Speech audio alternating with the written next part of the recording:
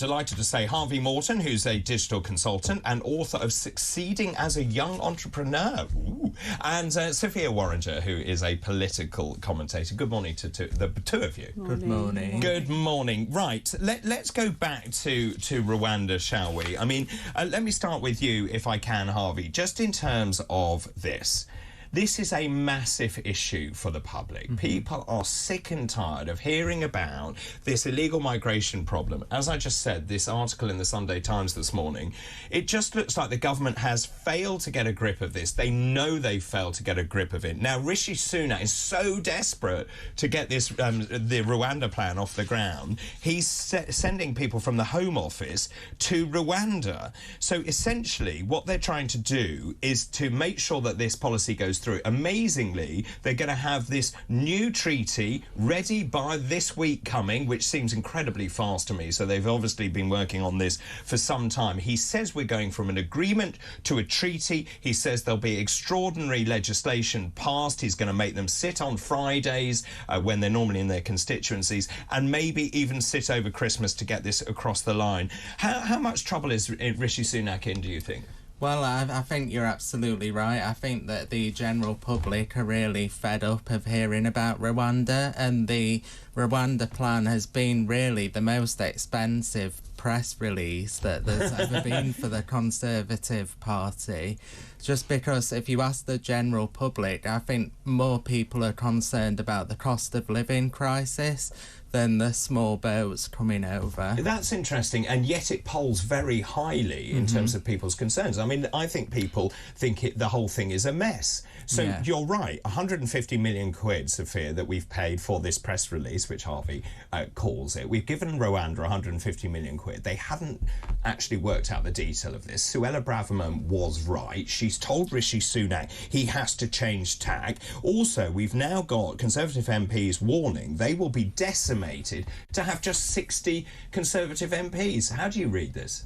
I think it's an important issue, actually. I do think the public really care about it. I think it's going to be something that people vote on in the next general election, whether the Prime Minister has been able to deliver on his promise of stopping the boats. He's personally aligned himself with that policy, and he's made it a kind of one of his 5 priorities. So I do think that it will be an electoral issue and people really care about it.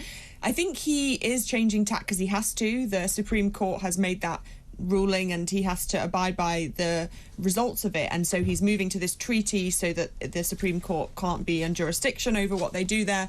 So he is trying to make it work, I think, but unfortunately at every turn he's being met with obstacles because people don't understand how important an issue migration and illegal migration is, and I think they think it's a very kind of inhumane policy, but actually what is more inhumane is letting people come across the channel, often to their deaths sadly, and not having a plan to fix it. Yeah, and I think it's this issue of fairness, isn't it? The fact is that if you're working really hard in this country and you're really struggling to put food on the table, it seems you can just jump here, chuck stuff in the sea, come here, you're then looked after, you're hoteled, you're given food, you have medical care. That's what I think people are really upset about, the unfairness of this system. Yeah, absolutely. I think that there's just the Supreme Court ruling, it wasn't even a balanced decision like we've seen before. Indeed. It was a straight out no. So the fact that it's trying to be overturned now, I think it's just desperation from Rishi Sunak. So let me ask you a question though. So you've got all of these people saying that actually there are letters of no confidence going in right now. We don't know how many letters have gone in. There is an MP on the right of the party this morning quoted in the Times this morning, quoted as saying, anybody who has a brain knows that Rishi Sunak cannot stay in place. Do you think there'll be a leadership challenge? I think there will, yeah, absolutely. I think that it wasn't even his policy to start with, but he's promised to deliver on it. Now that we've had the Supreme Court ruling, he's just trying to desperately cling on to what's left of it. Yeah, but is he missing the woods for the trees? Because his policy definitely was to stop the boats, and as Sophia says, that definitely has the public behind it, most of them, or certainly Conservative public. But he has had to go with Rwanda because that's been at the forefront of everything, and they don't know what else to do right now. Yeah. Absolutely. I don't think that we'll ever send anyone to Rwanda at this stage. But what are the other options? Okay, we need to stop the boats. The public want Turn them around. I don't think... Turn them around. Send them back to France. We can do that. I said this yesterday under the 1951 Refugee Convention. We can actually do that. We just choose not to. I think, though, the Prime Minister does want to make it work. I don't think he's trying to kick the can down the road, and I don't think there's going to be another leadership challenge ahead of the next general election. What happens after the general election is a different question. Hang on a minute. If you've got all these backbench MPs looking at their majorities of 20,000 thinking, I'm going to be out of my constituency, they're going to get very, very angsty. They are, but I don't think changing the leader is the answer, and I don't think the MPs actually think that. Maybe there's always going to be a few who are going to be difficult and who are going to put their letters in straight away. We know there's one that's publicly gone with that letter, but I do think that I think we're on 8. Well, the last count was 8, but I think it's higher now. I think they're going to stick it out. Why do you not think they're being really bold and saying, look, forget sending people to Rwanda, forget turning the boats around, do what Dr. Rene says on Saturday people morning. People like your 5-point plan. Where we say to people, OK, if you come in, you're going into a locked detention centre, we will feed you, you get no money, you get no mobile phones, you stay there, we process you on site. If you get processed and you can stay here, you've got 6 months to find yourself a job and find yourself a roof, and then the money stops. Why do you think they're not bold enough to do something like that? I think people would like it. I think people could like it. Obviously, you've got to be careful about those who are coming here who maybe are trafficked, who are victims of modern slavery, for example. If you could separate those out from that cohort, I do think we have a strong history of being compassionate to people who need support. Well, you said separate out. Of course, we would separate them out because we've processed them. So we then know. Yes, and so I think that processing is key, and I do think one of the problems in that processing is the backlog in the Home Office and how long it's taking, and often people who are coming then they can't work until their claim is processed, so which that means that they have to be dependent on the state. So there is ways that they can speed up that process, which means people are either in or out, and if you're out, you're fully out. If you're out, you're in, you're fully in, you can work and you can. You should be a pay Whitehall tax. Mandarin with that language, actually. When you're in, you're out, and out, you're in. Let's move on to another pledge, which is this net zero, which really divides people. So net zero by 2050. Now, Rennie and I were talking about this. We're going to net zero, lots of green energy. Well, guess what? We haven't actually got the infrastructure to deliver net zero. So even though we're building all of these solar farms and indeed offshore turbines, we can't actually connect any of it because we don't have the infrastructure. Now, households living close to new pylons and electricity substations could receive £1,000 a year off their energy bills for 10 years. So they're going to be given 10 grand to allow a pylon to be built near them. So they're basically essentially being bribed with £10,000. Now, what we do need to do is a massive upgrade of electricity network. We need to get the vehicle charging points in. We also need to get all of this electricity that's coming in from offshore. Is this desperate times, desperate measures? Here you are, 10 grand, you can have a pylon. Yeah, I think so. I think it's another desperate measure, but actually it could work to fast-track the plan to get that infrastructure in place. Whether people would take that money or not is a different argument. Would you live entirely. under a pylon? No, I wouldn't want to. Nor me. But no one's being living under a pylon, are they? They're going to be close by. I appreciate there's impact on farmers and how they can farm their fields and what they can plant around it. But I do think we need to have that kind of national picture. It can't just be about what I want in my backyard. It's got to be what's good for the country. So there are lots of things. This is a really complex thing. Harvey's absolutely right. So it would reduce planning from 14 years. I can't understand why it takes 14 years to build a pylon, down to 7 years. I still don't understand why it takes. It's approval, isn't it? It's approval. It's also people complaining and all the rest of it. Also, the government is going to change the way it does it so that there'll be presumed permission for this, I think, in terms of the local councils, and so they will be lent on essentially to make sure that this has it. Just in terms of this is called, what's this called? This is called Pounds for Pylons plan. You couldn't make it up, actually. The idea being that this would smooth the way for people to accept having pylons. Look, at the end of the day, we have to have more electricity cables. Isn't this a cheap option? Shouldn't we bury the cables instead of blighting the landscape?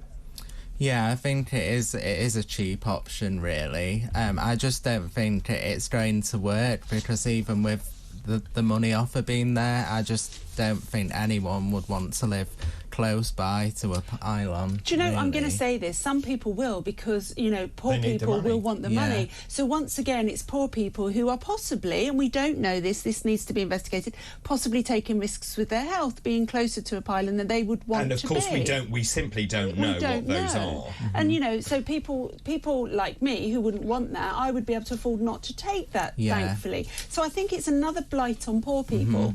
Yeah, taking advantage of their circumstances, really. Sophia? I think it's very important that we look at the concerns of those who are the most disadvantaged in the country, absolutely. But the alternative of burying them isn't actually that simple. It's very expensive. If something goes wrong, it can be very difficult to fix and can take even longer. So there does need to be this balance between the two. But don't you think what this highlights to me is the lack of joined-up thinking? So there are two major developments that are going on here. The world's largest offshore wind farm, which is Dogger Bank, has just been connected. Great name. Yeah, well, you hear it on the shipping forecast all the time, don't you? It's a 3.6 gigawatt Dogger Bank wind farm. It's being constructed 70 nautical miles off the coast of Yorkshire in the UK's North Sea. There are three phases to this, A, B and C. The first turbines have started turning in Dogger Bank A. I mean, it's extraordinary. I didn't realise this. Each rotation of the 107-metre-long blades produces enough electricity to power an average British home for 2 days. Now, the issue here is about not only the capacity, but how do we actually connect that to the grid, for example. But also, there's a massive upgrade taking place in Essex. This is as we try and produce more infrastructure. Now, many people, and there's an article this morning from another broadcaster saying that actually in terms of Essex and Suffolk, for example, we're going to have these turbines. They will then blight the landscape. People can't do anything about it. It will destroy communities and destroy economies. Yeah, I think there's that argument, and that's always going to be the case, that the landscapes are ruined, but I think it is important that the infrastructure is improved and that this plan goes through. Whether the way that they're tackling it is the right way to do so or not, it's a difficult question to answer, but I think people are going to be really unhappy about how it changes the area they live regardless. Well, there are 17 new or upgraded lines required. They are going to include undersea cables to link Scotland and the east of England, and several onshore pylon routes, the largest which is Norwich to Tilbury. But at the same time, you've got communities who are going to be blighted by having pylons going across their farms. I was reading this story actually about farmers who then can't, for example, irrigate that land because they'll have a blinking great pylon sitting in their land. They can't actually grow certain crops as well. But doesn't this go back to the heart of the problem, which is we really need to have proper national infrastructure planning? We do absolutely need to have proper infrastructure planning, but people forget that we had coal fire power stations all across the north with pylons striding across the north, and people are not that concerned until it comes to the south. And I think that is part of the issue.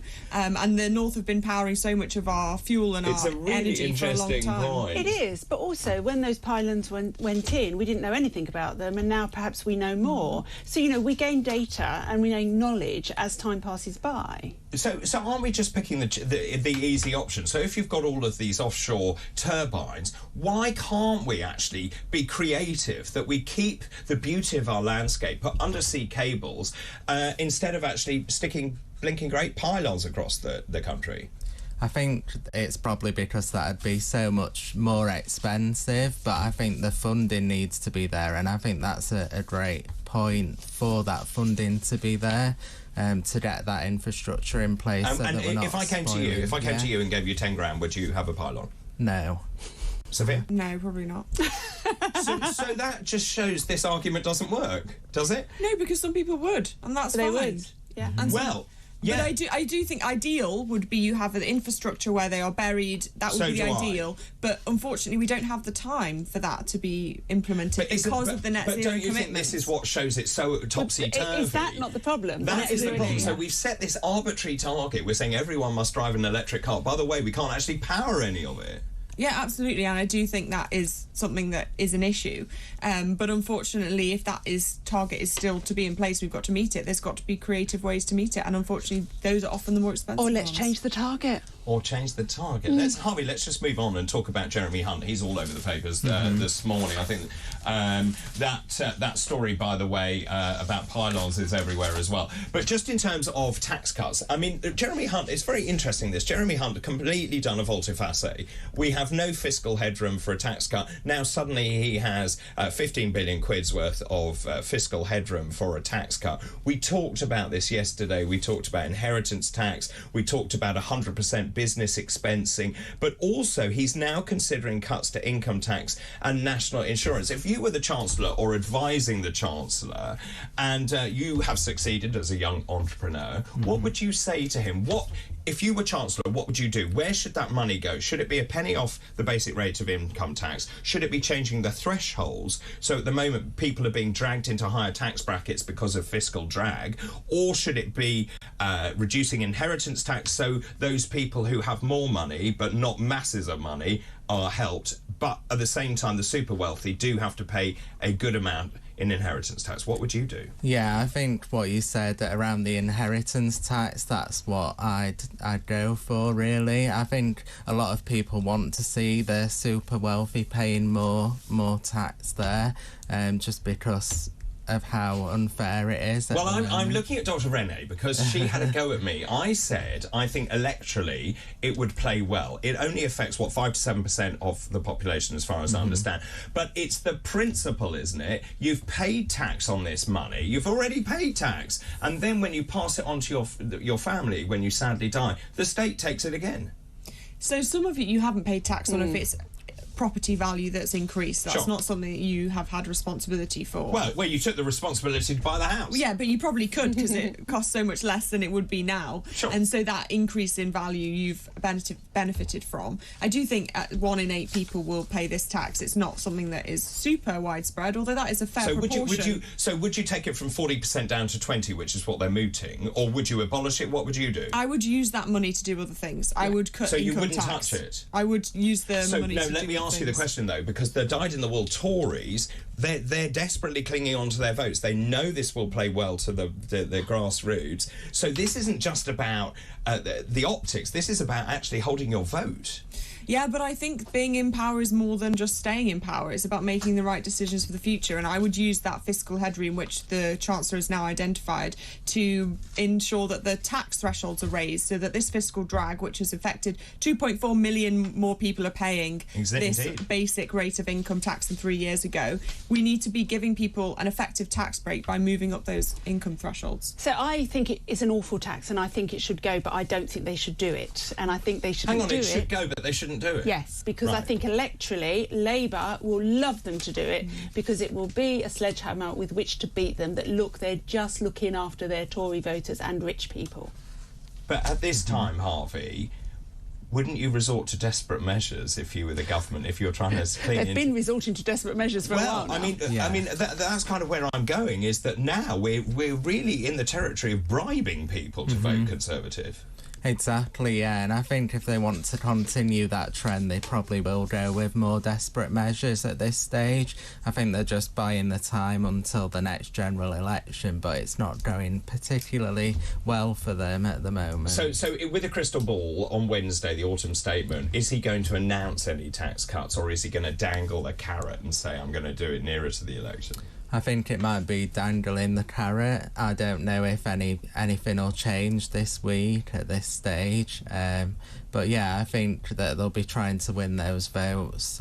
So doing whatever they can to get those.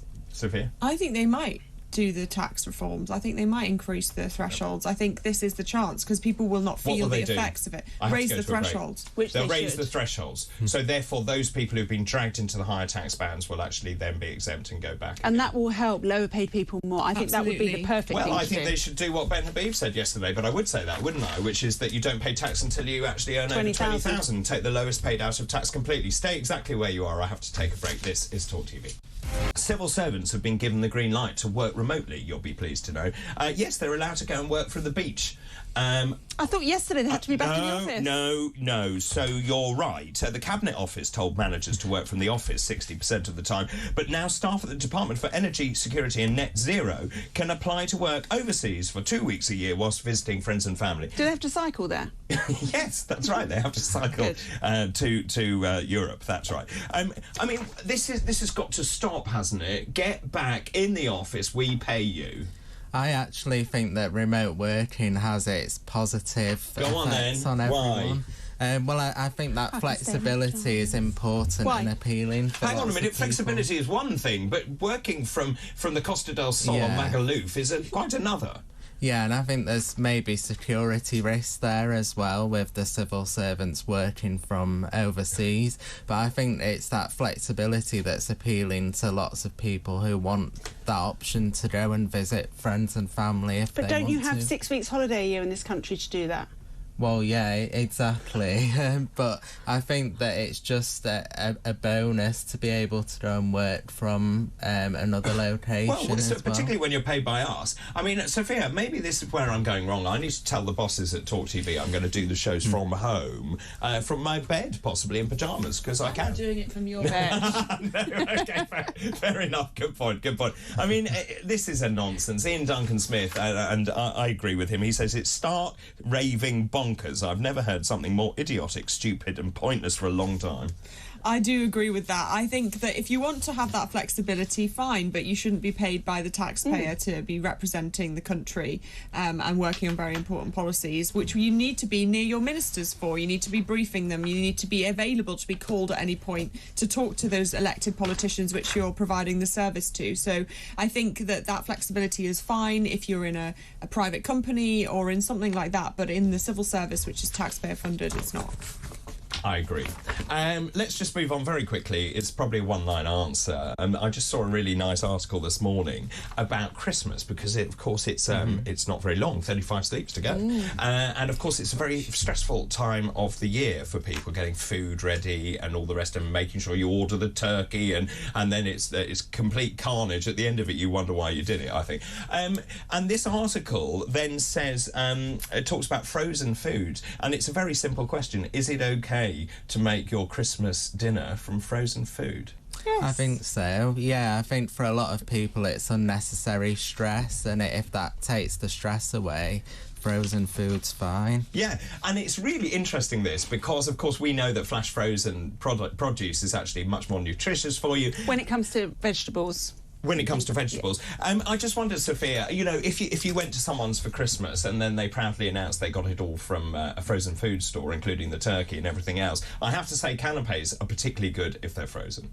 I would agree. I'd be like, thank you so much for hosting me and thank you for the food. I think you can do at Christmas whatever you like, whatever tradition you want, you can do it. Frozen food is part of that. Do you think we're a bit snobby, though? Because we're like, where did you get your turkey? I'm sure they are, but that's their problem. If someone's hosting you, you need to be grateful. Yeah. I agree. Thank you very, very much to both of you. Harvey Morton, digital consultant and author of Succeeding as a Young Entrepreneur, and Sophia Worringer, who is a political commentator. Thank you very much.